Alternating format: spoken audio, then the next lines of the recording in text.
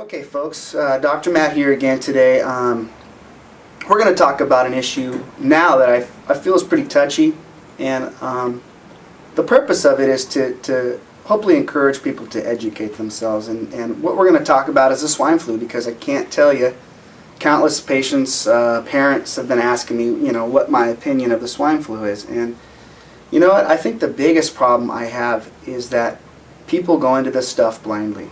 They think that they have to do it, they're supposed to do it. Oh, my kid needs a shot because he won't be able to get in school, or what have you. And the thing about it is you got to realize we live in the information era. The internet provides a lot of ways to get information. And so that's what I want to get through to people, is you got to do some reading, you got to do some research before you just jump on the wagon and do this stuff. So I'm going to kind of go through some of the points that I want to make about the shot and the swine flu, and even just the seasonal flu shot. And so I'm going to be looking at some notes because I want to make sure that I don't miss any of the big points.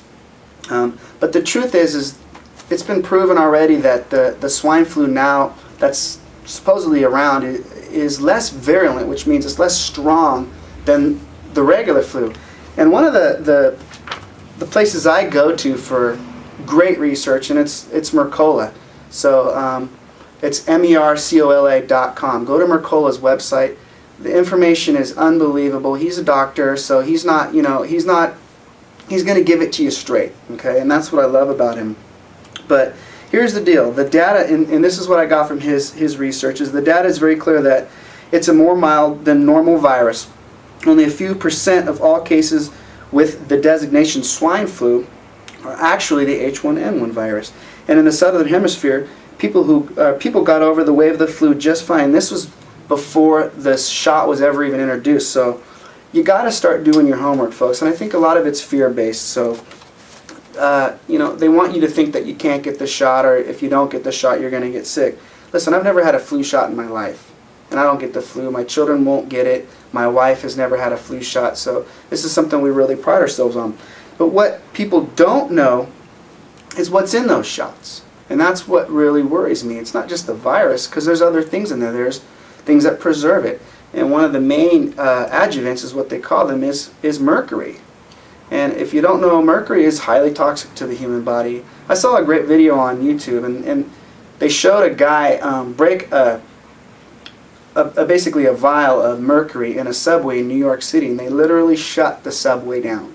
That's how toxic this stuff is. So again, you don't want that in your body. And some people say, well, you get it in your diet through fish and whatnot. Well, we're going to talk about the fact that it goes through your digestive tract and through the body's defenses before it actually gets into your bloodstream.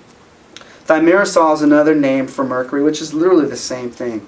There's formaldehyde, which we know that that's used for embalming people. You want to put that in your body, in your children's body? I don't know. And then the latest thing they're using is called squalene. And squalene is an oil-based preservative. And the problem with it is it's kind of similar to oils that we consume. For example, olive oil or canola oil. And the problem is when you ingest this stuff, it gets through the proper processes before it gets into your cells. And so when they're putting this stuff directly into your bloodstream, your body reacts to it. It sees it as a foreign body, so it reacts.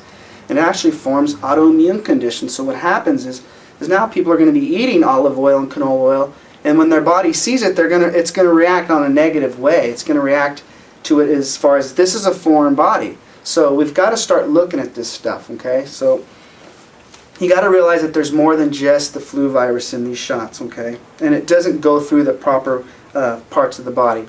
And also on Mercola, the flu shot just doesn't simply work.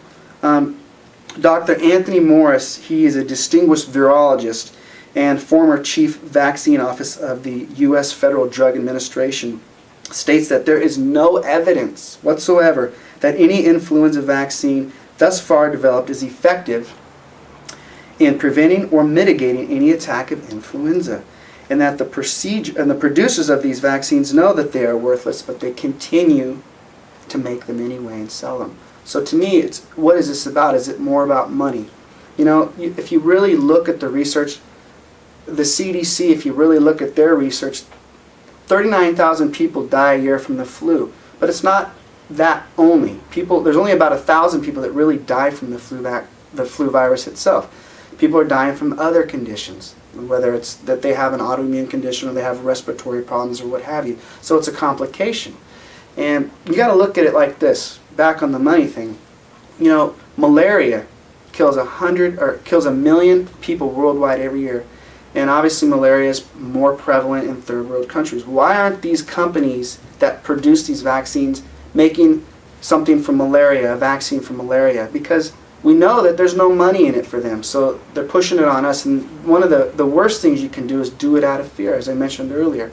You see the stuff in the media that, wow, there's a shortage of flu shots, so there's a shortage of flu vaccines.